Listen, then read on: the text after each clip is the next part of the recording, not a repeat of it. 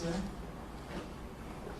Do you swear or affirm the testimony you are about to give to the Civil Service Commission is the truth, the whole truth, and nothing but the truth, subject to the pains and penalties of perjury? I do. Thank you. I would just like to impart some information to you. First of all, that your testimony is being recorded, and both parties will receive a copy of the recorded testimony. Your testimony will be included in the decision issued by the Civil Service Commission in this matter, which will be posted on the Commission's website. I may make credibility assessments about your testimony, which may also be included in the Commission decision. Please listen to the questions carefully and answer only the questions that are asked of you. If you cannot hear the question, you may ask for it to be repeated. If you don't know the answer to a question, you should state that. It is important not to guess or speculate. Speak slowly, clearly, and loud enough so that your testimony can be captured on the recording. Please avoid any crosstalk by waiting for the question to be asked before you answer. And if there are any objections, please wait for my ruling before answering the question. And again, if you turn your body away, you'll miss some of the recording, so please face forward and speak into the microphone at all times. Thank you very much. Mr. Carley? Thank you again, Commissioner. Good morning, sir. Good morning. In a loud, clear voice, could you please state your full name and spell your last? Detective Lieutenant Kevin Dwyer, D-W-Y-E-R. You're employed by the department? I am. How long have you worked with the state police, sir? Over 20 years. And what is your, well, you mentioned your rank. What is your current assignment, sir? I'm assigned to the Office of Professional Integrity and Accountability. And could you please briefly describe to the Commission your duties and responsibilities in your current assignment? My current responsibilities are as an internal affairs investigator. All right. And do you have training and experience specifically with respect to OPIA investigations? I do. Can you summarize any training or experience you have in that regard? Yes, I've attended multiple trainings on internal affairs investigations, plus my experience in the unit for almost 5 years. I'd like to draw your attention, sir, to the time frame of March of 2024. Did you have occasion to receive an order to open an investigation into alleged misconduct by Michael Proctor? I did. What specifically was your role in that investigation, sir? As the primary investigator. All right. And how did you specifically come to be assigned to that particular investigation? I was summoned to a meeting where I was told the allegations. And coming out of that meeting, was the investigation into, or the investigation that you ultimately conducted, was it assigned a number by the Office of Professional Integrity? And yes, it was. What was the number, sir? It was IAS 2024-0014. And how was it formally initiated? How was the investigation formally brought into existence? There was a request for investigation that was authored by Lieutenant Colonel Connors. All right, sir. And if you could turn in your binder, please, to Respondent's Exhibit 1. Just have a look at Exhibit 1, please. Is Exhibit 1, as before you, sir, is that the personnel investigation or the order to initiate the personnel investigation from Lieutenant Colonel Connors that you just referenced? It is. All right. And did you ultimately have occasion to organize, author, and submit a report and several exhibits documenting your findings in this investigation? I did. And as part of those exhibits, did you include a copy of Lieutenant Colonel Connors' request for investigation dated March 4th as your Exhibit 1 to your report? I did. Now, following up on Exhibit 1, in the body of the document, Lieutenant Colonel Connors references a criminal investigation. Is that correct, sir? He did. Would that be the criminal homicide prosecution of Karen Reed into the death of Boston Police Officer John O'Keefe? Yes, it was. Fair to say that Officer O'Keefe's body was located on January 29th, 2022 at a residence in Canton? Yes. And as specified by the general laws, the Norfolk County District Attorney's Office, and specifically the department members who are assigned there, they're assigned to lead that investigation? Yes, they are. And the case officer for that particular investigation was Michael Proctor. Is that not so? Yes, sir. Now, at a certain point during that investigation and prosecution, did some information come to light about a related federal proceeding? Yes, it did. How did you describe that in your report, sir? The department was notified by the Norfolk County District Attorney's Office that they were advised by the U.S. Attorney's Office that there was a federal invest that involved proctor. Okay. And how did the notification that came to the department that you just described, the notification from the Norfolk County District Attorney's Office, how did that notification take place? It was a verbal notification. All right. And at the time the verbal notification was made, was there any documentation provided by either Norfolk County or by the U.S. Attorney's Office regarding that investigation? None that I'm aware of. Okay. And did Norfolk County provide any other details about that federal investigation at that time, sir? None that I'm aware of. All right. At some point, was it disclosed that Michael Proctor had his personal cell phone examined, and that there were text messages of a derogatory and defamatory nature about Ms. Reed on that cell phone found? Yes. What, if any, effort did the department make around that time to learn more about those text messages? To my understanding, there were multiple conversations amongst the department and the federal authorities to get more information. I don't believe they were very successful. All right. And that was a decision made, as far as you're aware, by the federal authorities? Correct. Did the federal authorities place any conditions on the department with regard to this investigation? Yes. What conditions, sir? Anyone that was advised of the existence of the text messages had to sign a non-disclosure agreement.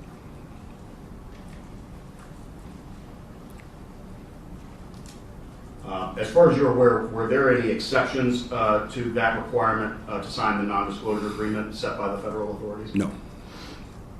What, if any, official actions did the department take with respect to Michael Proctor as a result of verbal notification from Norfolk County? Personal invest was started. In effect, the oral or verbal disclosure from Norfolk County is what triggered the request for investigation. It is. Is that accurate, sir? Yes. As part of the standard practice and required by department procedure and the collective bargaining agreement, was a subject notification letter issued to Michael Proctor? Yes, it was. Who first issued that and when, sir? Detective Lieutenant John Goslin on March 4th. It was Detective Lieutenant John Goslin, and that was sent on March 4th, 2024. Was Lieutenant Colonel Connor's request for investigation attached to that subject notification letter? It was. And initially, among other copied recipients, was that notification also sent to Trooper David Stewart as the spam representative? Yes. And did you ultimately attach a copy of that notification dated March 4th to your report in this case? I did. And did you attach it as Exhibit 2 to your report? Yes. Could you turn to Exhibit 2 for the respondent's exhibits in this proceeding, please?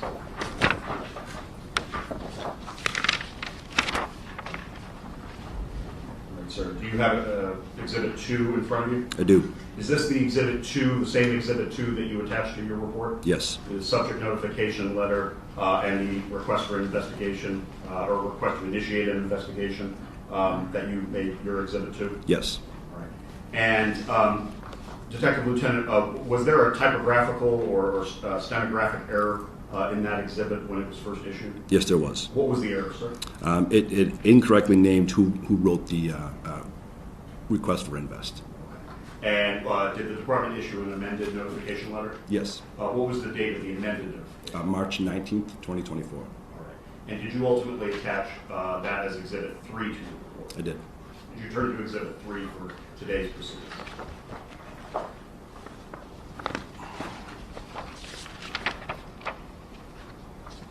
Do you recognize Exhibits 3, sir? Yes. And is that the same Exhibit 3 that you attached to your report in this case? It is. All right, sir.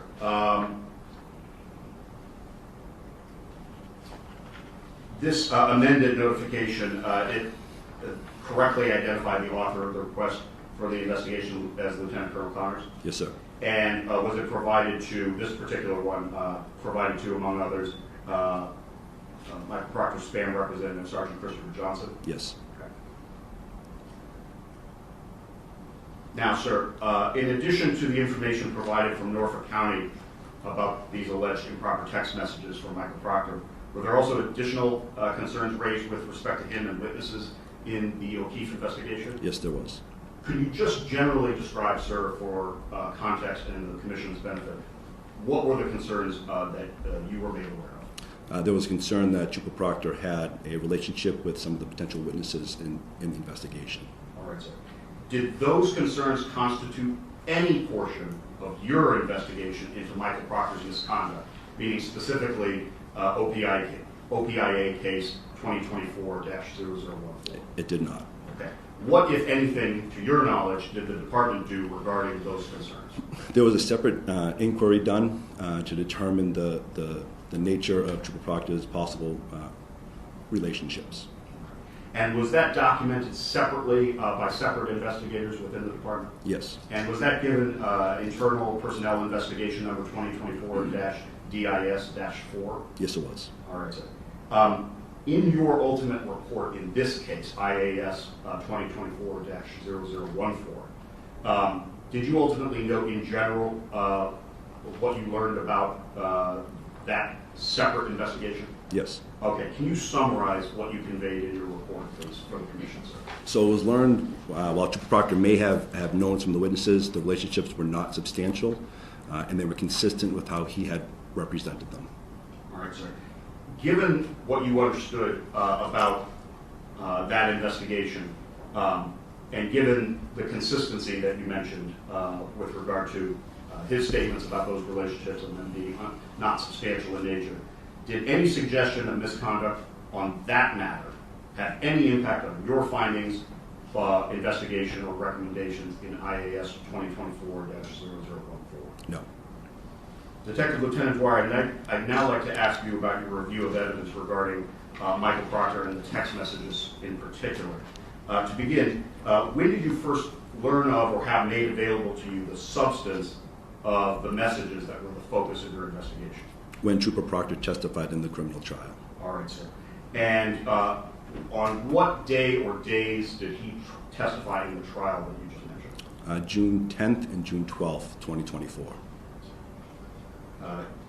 Up to that point, the department did not have any documentation nor admissions from Michael Proctor regarding the content of the disclosure of his, the content of his personal cell phone. Correct. All right.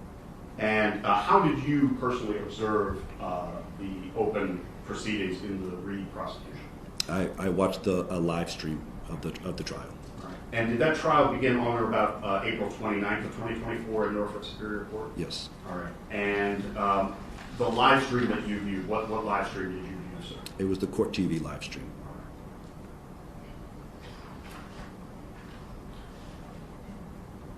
Was there any testimony, you mentioned June 10th and June 12th of 2024, was there any testimony on June 11th? No, there was not. All right. And as part of your investigation, were you able to obtain copies of the video broadcast from both June 10th and June 12th for inclusion in your ultimate report? I did. And were those copies of the video recordings ultimately made exhibits 4 and 6 respectively to your report? Yes. All right. I'll note for the record that exhibits 4 and 6 to the witness's report are reproduced as exhibits 4 and 6 in the respondent's exhibits here today. In addition to the previous exhibits that I just mentioned of the video broadcast footage, did you also have occasion to obtain any transcripts of those same 2 days of trial testimony? Yes. And specifically the testimony of Michael Proctor, those, the transcripts focusing on his testimony? I did. Okay.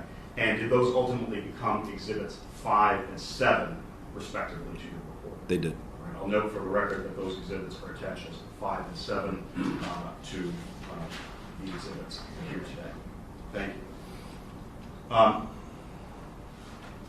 Detective Lieutenant Dwyer, did you also personally take notes during your viewing of trial footage in conjunction with the transcripts of the video? Did you also take notes on the content of Michael Proctor's testimony? I did. All right, sir. And did you include the substance of those notes as part of your report in this case? I did. And did you ultimately attach those notes to your report as Exhibit 8? Yes, I did. All right, sir. Could you carefully, and it's a number of pages, but could you go to Exhibit 8, please, sir?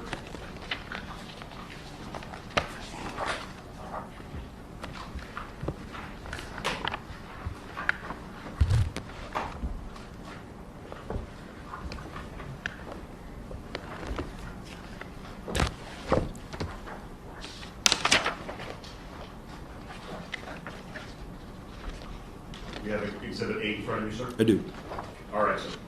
The Exhibit 8 that's in front of you, these are your notes from reviewing Michael Proctor's live testimony in the first Karen Reed trial. They are. And they are the same as the Exhibit 8 that's in front of you as part of the respondent's set of exhibits. Yes. All right, sir. Now, I'm jumping around a little bit, but please bear with me. I'd like to ask you about Exhibit 18 to today's proceedings.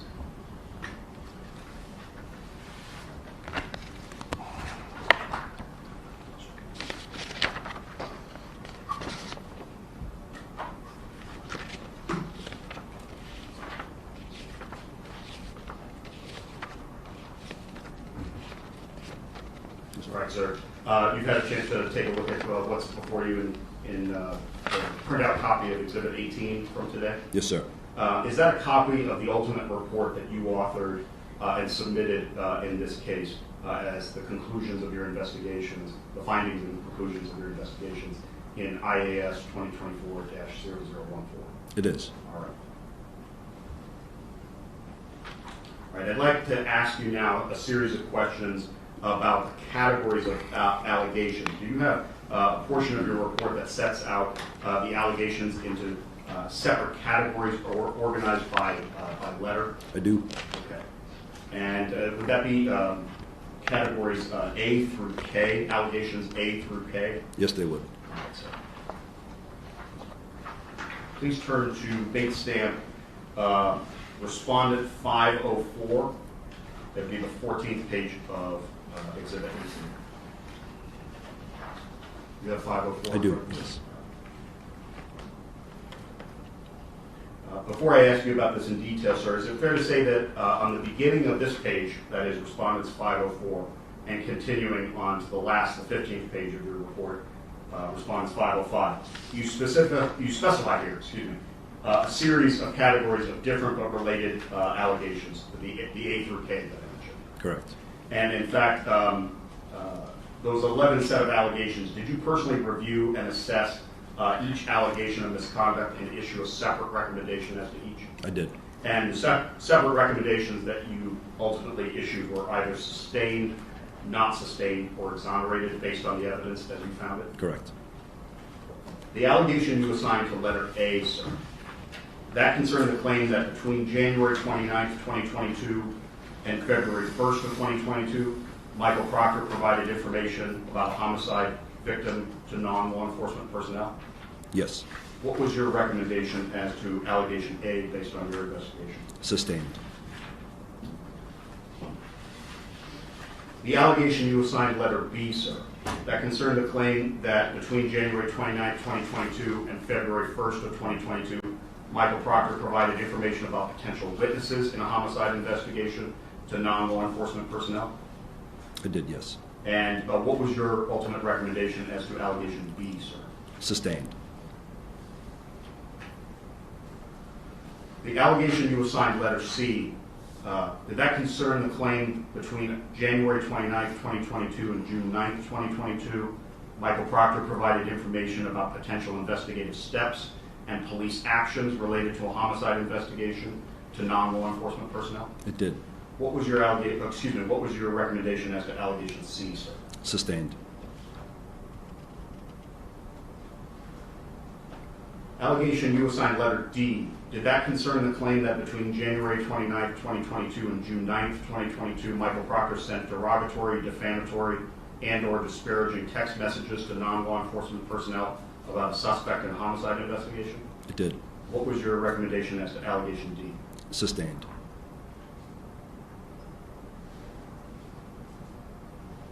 Allegation you assigned letter E, sir, did that concern the claim that on February 1st, 2022, Michael Proctor engaged in behavior to accept a reward, gift, or gratuity on account of his official services? It did. What was your recommendation as to allegation E? Not sustained.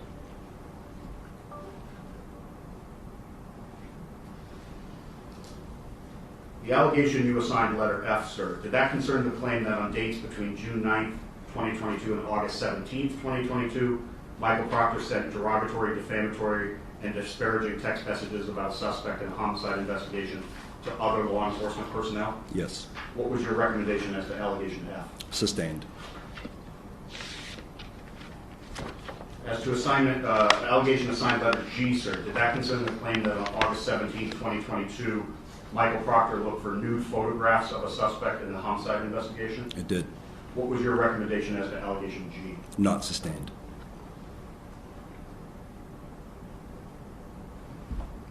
Just a few more, sir. Allegation you assigned letter H. Did that concern the claim that on July 19, 2022, Michael Proctor consumed alcohol while on duty? Yes. What was your recommendation as to allegation H? Sustained. Allegation assigned letter I. Did that concern the claim that on July 19, 2022, Michael Proctor consumed alcohol and then operated his department-issued cruiser? It did. What was your recommendation as to allegation I? Sustained.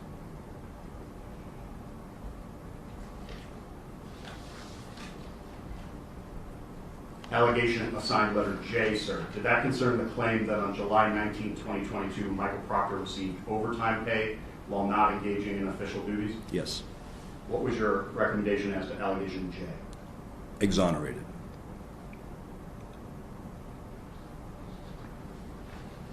Finally, sir, the allegation assigned by you, letter K, did that concern the claim that on dates between January 29, 2022 and August 17, 2022, Michael Proctor engaged in behavior that brought himself and the department into disrepute?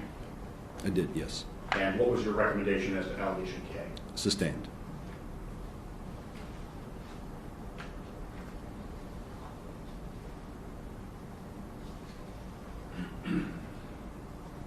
For the benefit of the Commission, Madam Commissioner, may I just note for the record that I'll be shortly, in a few moments, referring to clip number 1 from our exhibit number 4.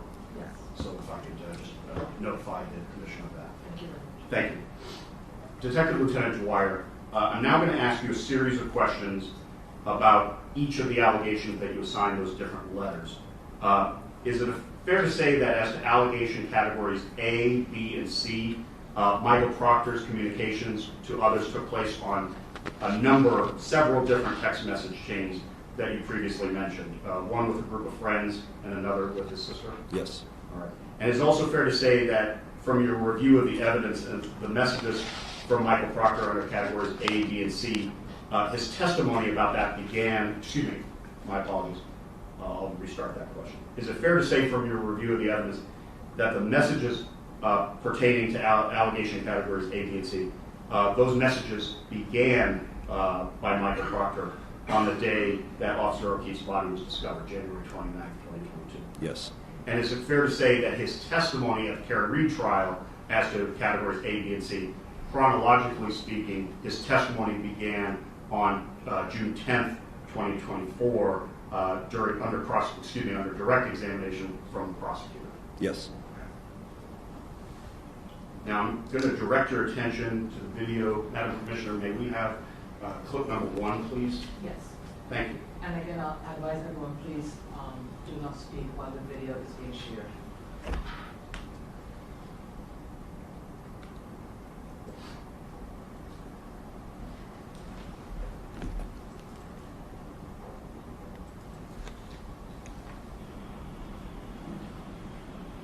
Madam Commissioner, could you pause, please?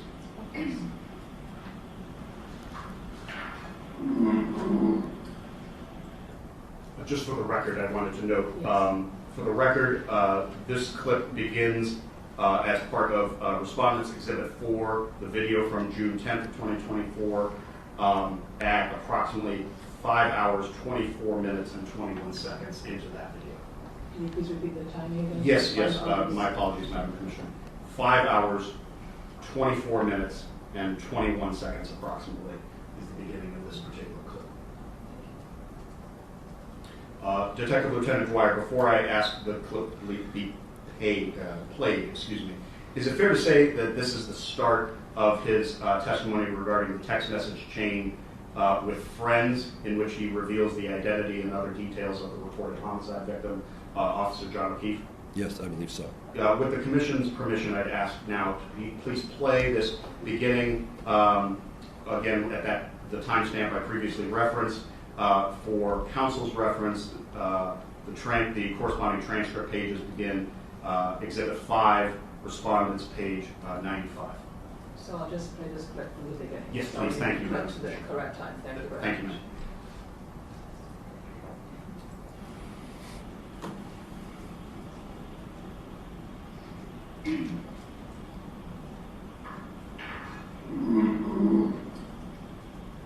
Where I'm showing you a document, do you recognize that? Yes. And what do you recognize it to be? It's a text message thread labeled Proctor Friends. Now, over the course of your investigation, over the course of this case, you're aware that there were iCloud data that was obtained from your personal cell phone. Yes. And different text strings from that iCloud data from your personal cell phone, correct? Correct.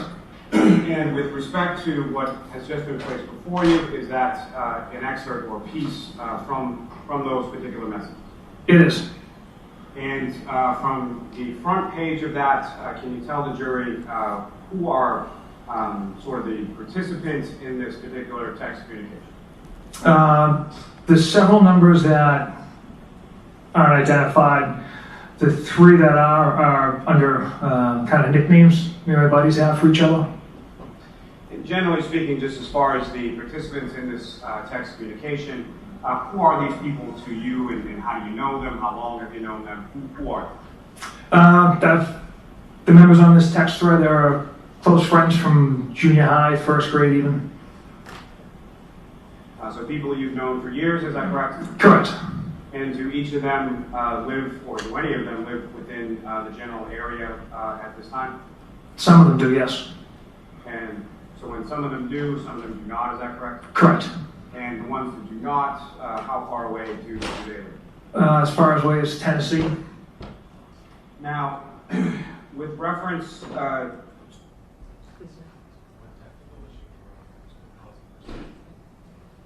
Sorry, there's a technical issue.